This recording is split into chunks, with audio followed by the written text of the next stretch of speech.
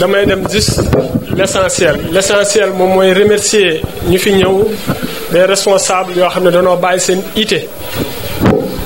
seen ité ñëw pour suñu cérémonie de lancement suñu mouvement 3DR boo xam ne dafa regrouper jeunes yoo xam ne danoo bokk benn ambition boobu mooy lan mooy fexe ba le président Cheikh Hadjibou Soumaré au soir des élections soit le 5e président de notre chère République.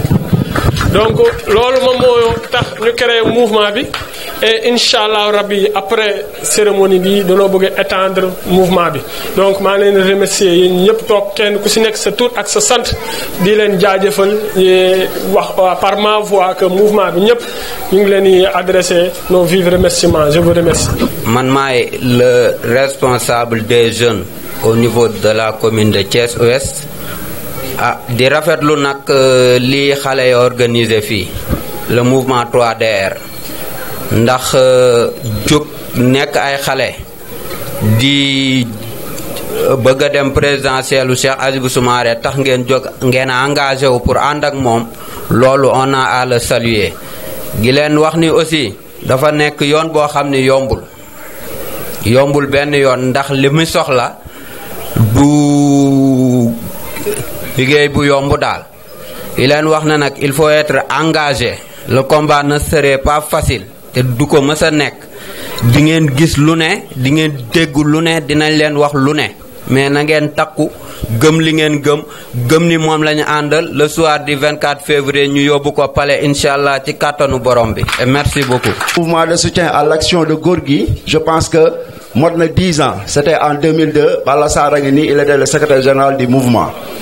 kon donc ñun dañuy am seeni at nekk ay ndaw la ñu engagé woon ci politique ànd ak le président Cheikh Hadjibou Soumaré kon suñu ànd ak le président Cheikh Hadjibou Soumaré du tey kon loolu lu yàgg la donc di leen féliciter aussi di leen encourager ndaxte politique dafa metti soo nekkee ndaw dugg ci politique mooy li Ahibou wax léegi courage détermination engagement surtout fi ñu jëm mooy élection présidentielle yombul ñun dem nañ ko en 2007 avec la réélection de maître Abdoulaye Wade demaat ko en 2012 ba président Wade di daanu kon on a fait 2 élections présidentielles on a l'expérience on a fait le pouvoir on a fait l'opposition pendant 12 ans on a fait le pouvoir pendant 5 ans nous sommes dans l'opposition et jusqu'à maintenant nous sommes dans l'opposition et donc kon ñun am nañ pouvoir am nañu expérience u pouvoir am nañu expérience opposition kon expérience baa ngi fi lu ñuy doon gune xam nañu lan mooy politique parce que ay kilifa rek la ñu mës a àndal ci politique ndaxte képp ku ànd ak Cheikh Hadjibou Soumaré ñu xam ko ci dolluwaay ba mu nekk ministre du budget ñu ànd ak moom ba mu nekk premier ministre ñu ànd ak moom ba mu nekk président de la commission de l'UEMOA kon ñun xam nañu kam mooy Cheikh Hadjibou Soumaré kon du tey rek la ñu mës a ànd ak Cheikh Hadjibou Soumaré. Cheikh Hadjibou Soumaré nag da ngeen wax thème bu am solo mooy kam mooy Cheikh Hadjibou Soumaré dafa am solo. am na solo pour suñu jeunes yi xam Cheikh Hadjibou Soumaré ndaxte jeunes yi nga xamante ni ñoo toll ni monsieur le délégué régional sooy xool am na peut-être ñi nga xamante ni mosuñu voté am na ñi nga xamante ni peut-être ba Cheikh Hadjibou Soumaré nekkee premier ministre xamuñu ko wala peut-être ñoo ngi koy dégg moo tax su ngeen jëlee thème bi teg ko ci cadre boobu rek vraiment da leen ci féliciter di féliciter tamit suñuy rakk ñoom Peko ñoom ñëpp wax dëgg yàlla kulim juum di féliciter tamit suñu yaay Ndella Ndiaye moom aussi jàpp na ci mbir mi ndaxte képp kuy defal Cheikh Hadjibou Soumaré aussi da ciy def kéemtalaay kattanam kon donc ñoo ngi lay féliciter di la sant di la gërëm parce que xeebaloo xale yi seen bés lépp li nga ci mën def nga ko ci te ñun lépp lu nga xamante ni mën nañ ko pour Cheikh Hadjibou Soumaré am ndam fii Grand Thiès dañ koy def.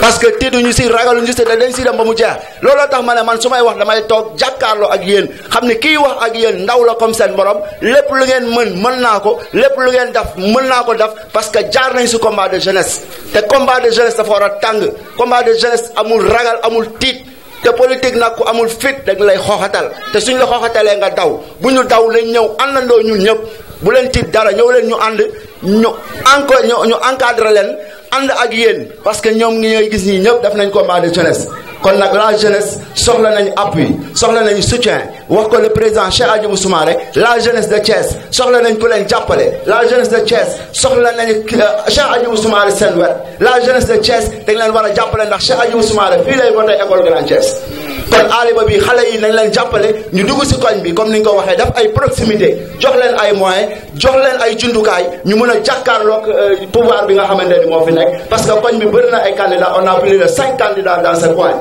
et pour que ñu battre loolu nag il faut ñu gën a dolli xale yi ay moyens monsieur le délégué régional maa ngi leen di sant di leen gërëm. À cette gouvernance qui a été témoin de beaucoup d'élections présidentielles, communales et locales.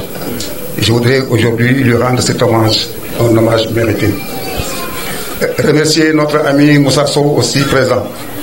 Depuis que j'ai commencé à faire Hadjibou Soumaré, du samedi, du semaine boo xam ne du dagg ay soxlam ñëw siège ba apporter son soutien son savoir xalaatam ak parrainage am Moussa ñu ngi lay remercier. Je remercie également notre ami et compagnon de tous les jours Kodé Mbaye qui est le responsable communal. Certes, il est venu un peu tard. Je pense qu'il a des états d'âme, mais il faut gommer tout ça. Il faut gommer tout ça. C'est une affaire des jeunes. Ce sont des jeunes qui viennent de faire leur premier pas dans ce mouvement. Ils n'ont pas l'expérience, ils n'ont pas l'expertise, donc on peut leur pardonner les premières fautes. Nous jeunes adultes, nous devons les encadrer, leur montrer la... Remercier également nos braves dames. Nos braves dames, il y a Madame Traoré qui est assise là, à côté de moi, qui a été également une des premières pionnières du combat pour Hadjibou Soumaré.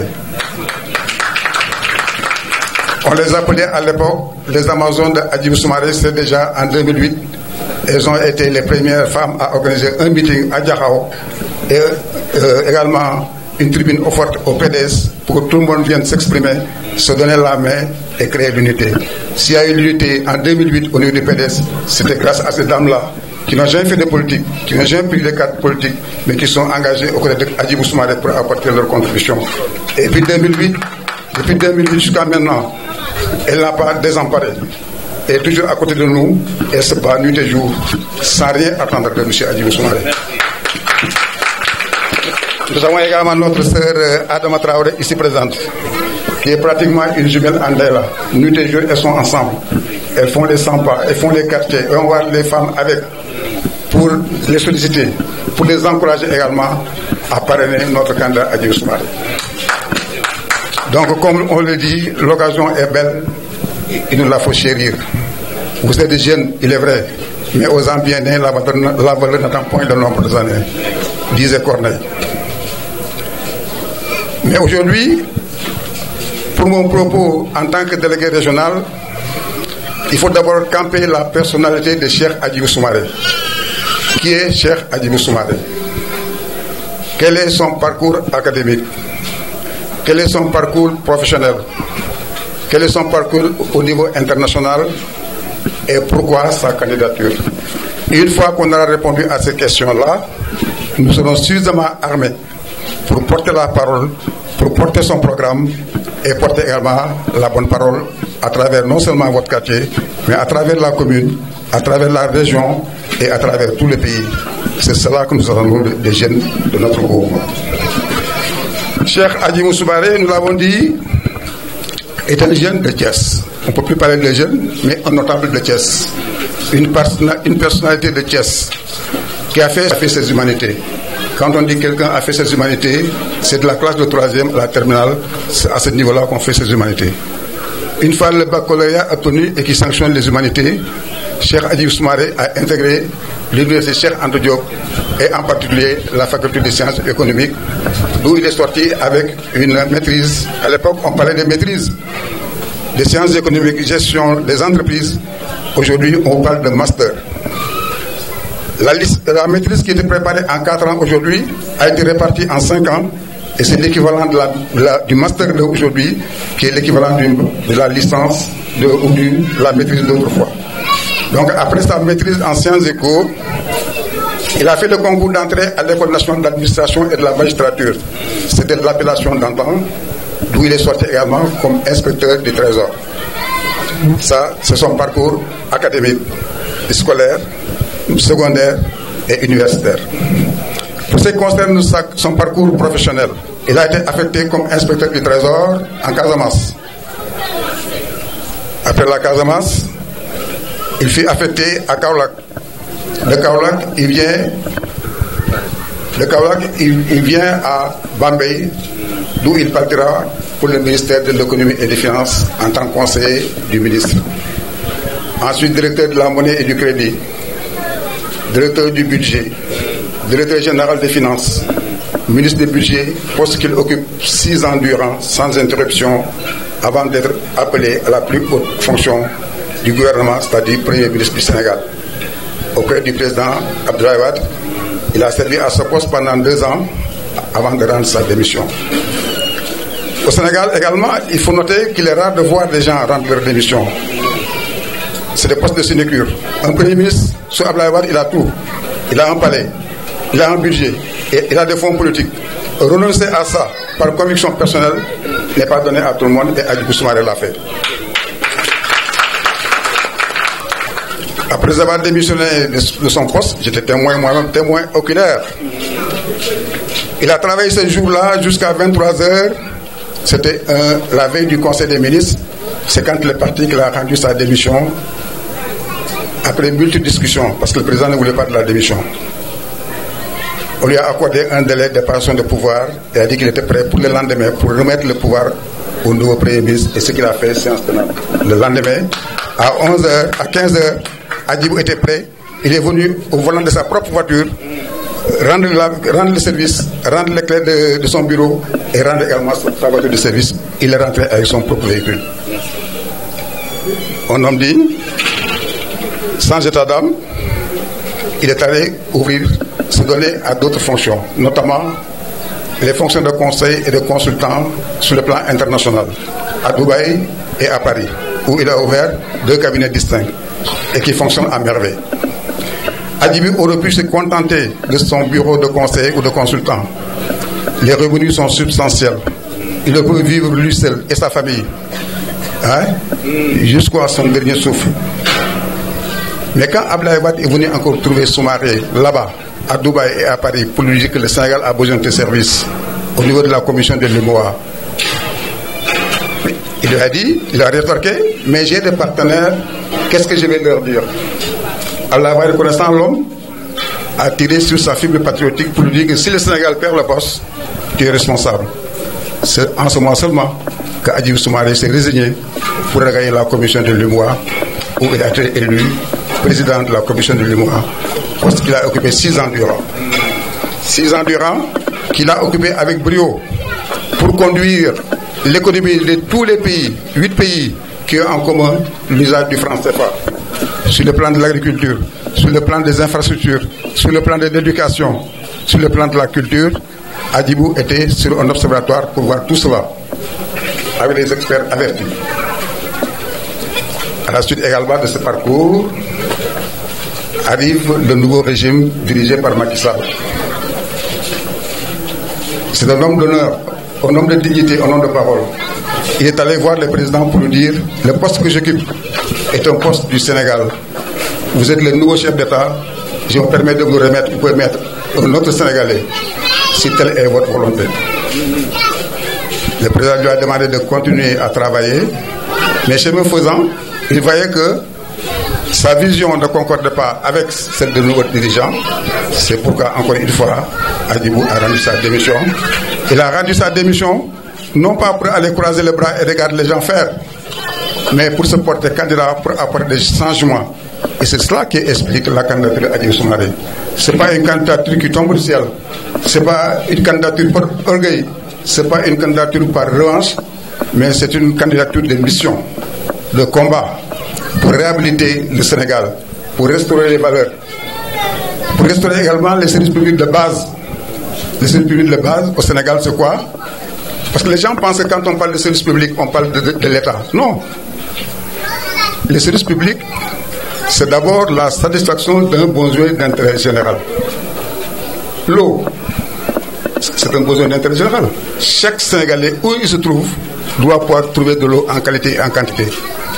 l'énergie, l'électricité, c'est un service public. Même géré par des privés, c'est un service public. L'État a un droit de regard. C'est un pouvoir régalien de l'État. L'école sénégalaise est à terre. L'école est morte.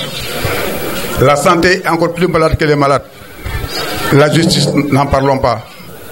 Etc., etc. C'est sur ces fondamentaux que Hadjibou voudrait agir pour apporter un souffle nouveau à notre pays. En faisant également de notre économie une économie endogène et non extravertie. Si la croissance est de 7,2%, la croissance, elle croît, et elle croît avec la pauvreté, alors que ça devait être inversement proportionnel. Donc vous voyez encore les contradictions qu'il y a dans notre système économique, dans notre moteur d'économie, je veux dire. Et Hadjibou Soumaré peut arriver à cette fin, à viser 3 cibles principales. Les jeunes, vous venez de le prouver, qu'il n'a pas tort de mettre l'accent sur les jeunes. Ce n'est pas à cet âge-là que nous travaillerons pour nous-mêmes. Nous voulons travailler pour les jeunes, nos enfants d'abord, pour nos petits-enfants, mettre l'économie sur le rail pour 50 ans. Mettre l'accent également sur un autre modèle de développement, les femmes, qui sont là braves, toujours debout, qui sont debout du matin au soir, 5 h du matin, 4 h du matin, vous allez dans le marché, vous voyez les femmes qui débarquent avec leurs marchandises. Le matin, vous quittez Thiès pour aller à Dakar, vous allez à Pout, vous voyez les femmes. Vous allez à 50, vous voyez les femmes. À Kayar, à Mbour, à Dakar, à Rufisque, partout sont les femmes qui sont là pour porter vraiment le ménage, pour porter les foyers. Les femmes sont encouragées, il faut que se lèvent. C'est un combat qui les concerne autant que les jeunes. Levez-vous, entrez dans les maisons, trouvez des parrains pour que Soumaré soit debout. Parce que pour qu'il soit candidat, il faut que les parrainages d'abord atteignent le quota requis et fixé par la loi. Nous y sommes.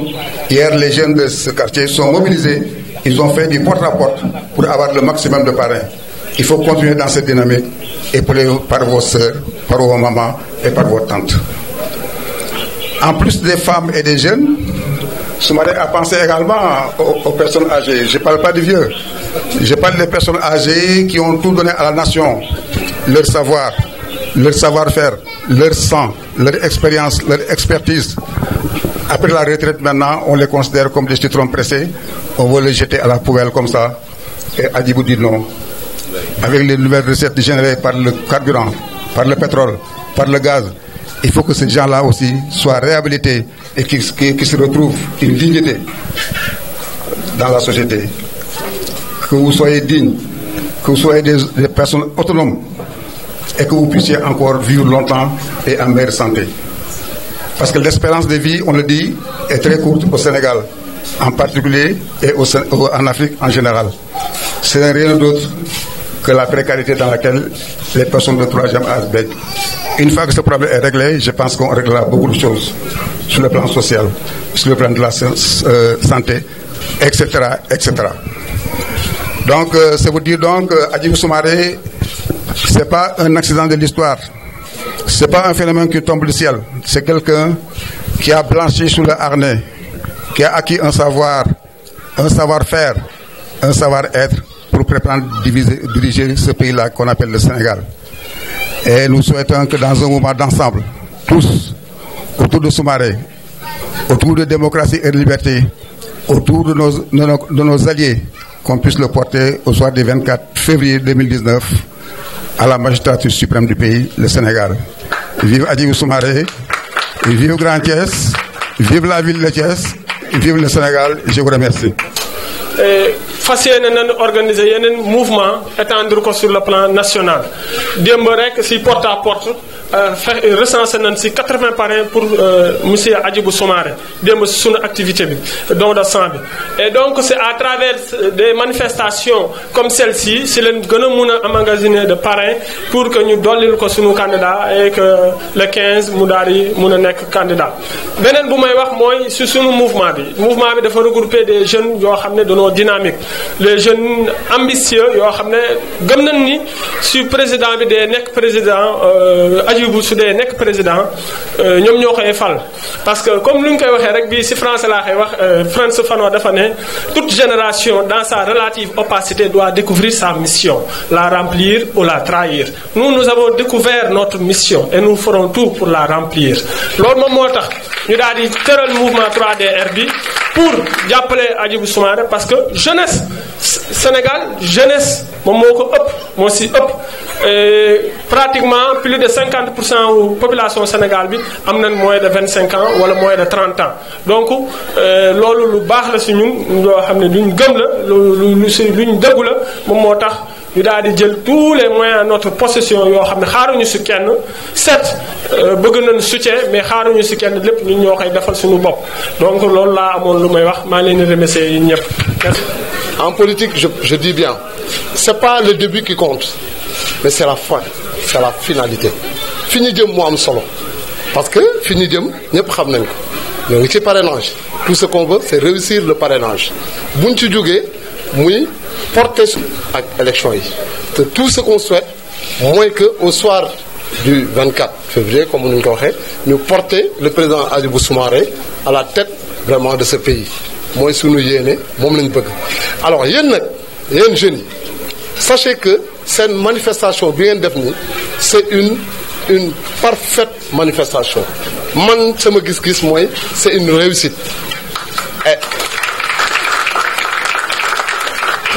pourquoi may wax loolu parce que tout simplement le premier responsable fii à Thiès le premier responsable bi nga xamante ne ni moom moo taxawal Hadjibou Soumaré muy le président Sadikh Traoré moo fi teew kon mën nañ jàpp ni c'est le président Hadjibou Soumaré moo fi taxaw parce que dans toute Thiès toute la région de Thiès kii c'est le responsable kon kii fu mu taxaw c'est parce que cette manifestation là mënul nekk nag manifestation bu ndaw donc on est rehaussé voilà les responsables ñoom Codé ñoom gars yi yëpp a ngi nii toog donc man je vous encourage je vous félicite d'abord mais je vous encourage à aller de l'avant li ngeen def yombul ay mag toog nañu bëgg ko def mais xamuñu sax fan la ñuy commencer.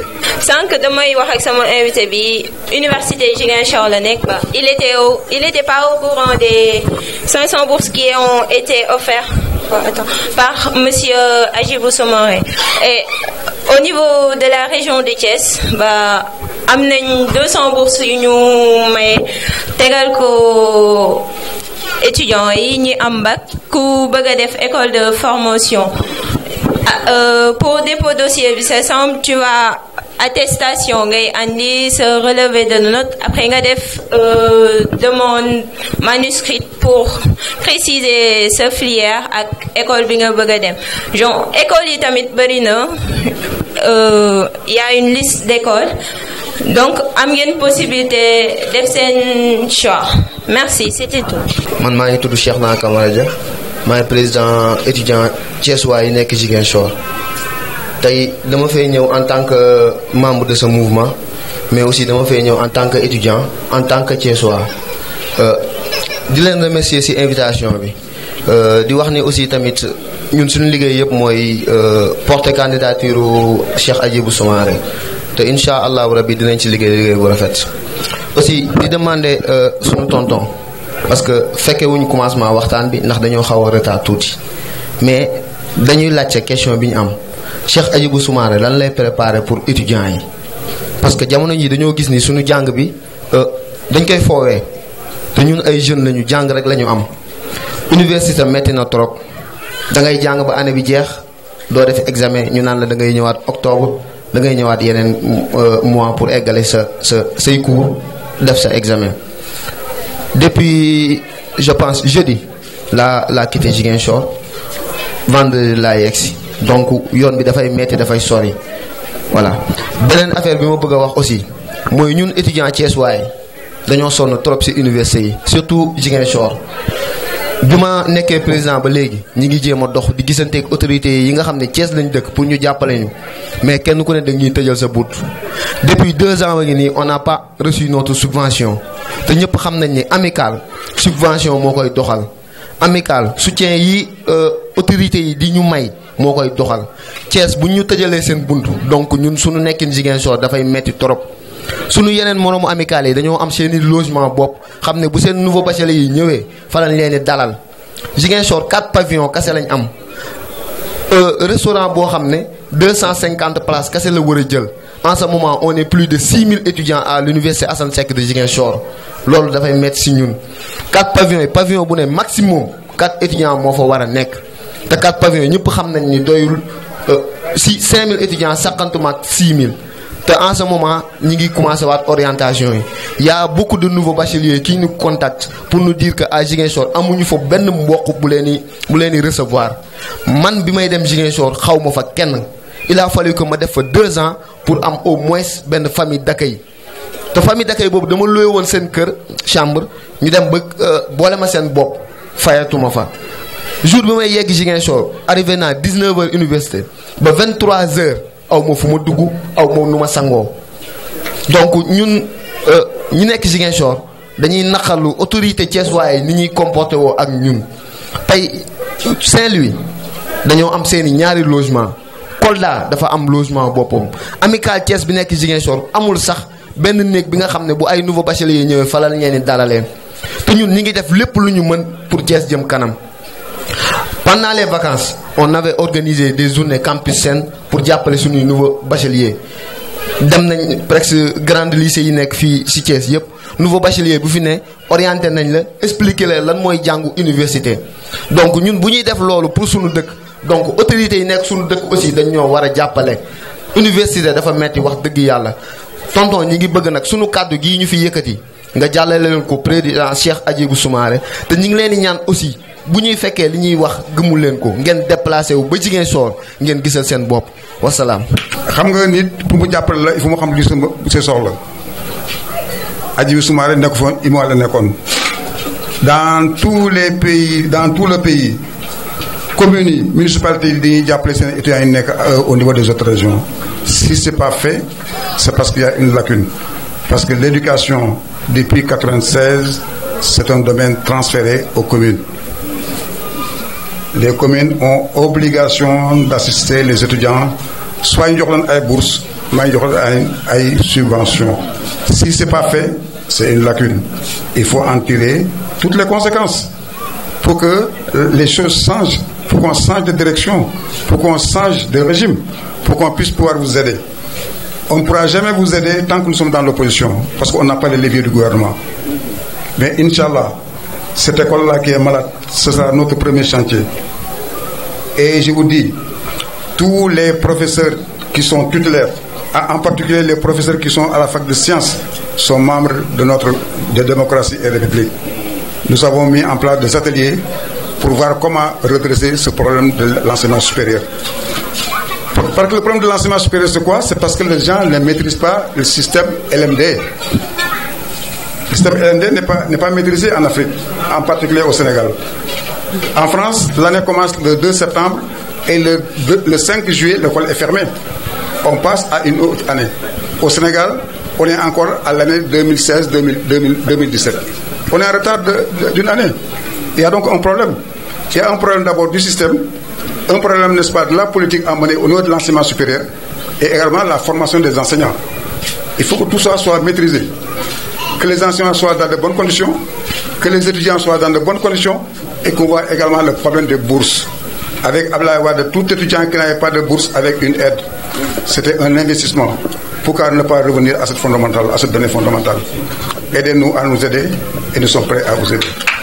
dafa am loo xam ne xale su ko defee il faut ñu delloo leen jukkal en commençant par don de sang bi ñu def démb ils ont eu 26 flacons donc sauvé nañu ay vies tey dañu taxaw ku nekk hôpital ci buntu kër gi mënuñu heure bu ñuy césarienne war nañu soxla benn flacon heure bu ñuy def opération war nañ ko soxla donc bu ñu leen xeebal lool dañu oser avec leur maigre moyen man jo xam naa li ma wax ñu def loolu.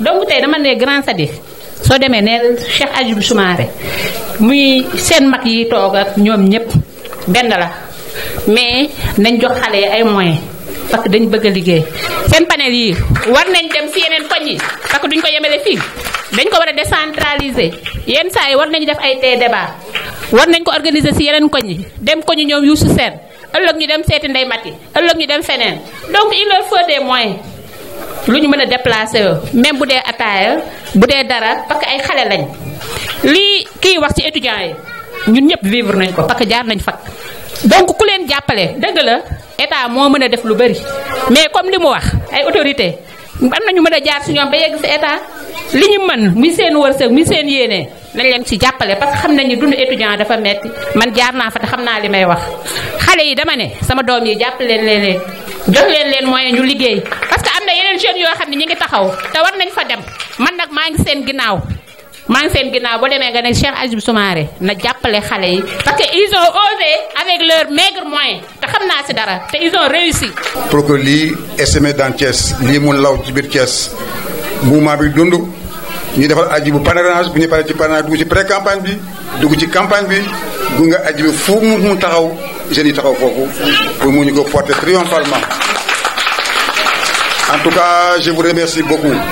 Depuis hier, maa ngi fi gis naa leen dëkk metti na tàng na vous êtes jeune vous n'êtes pas découragé yéen ngi teeram yàlla na yàlla jàppale yéen a xam fu nga jëm yàlla na ko yàlla def. Je vous remercie. La séance est levée.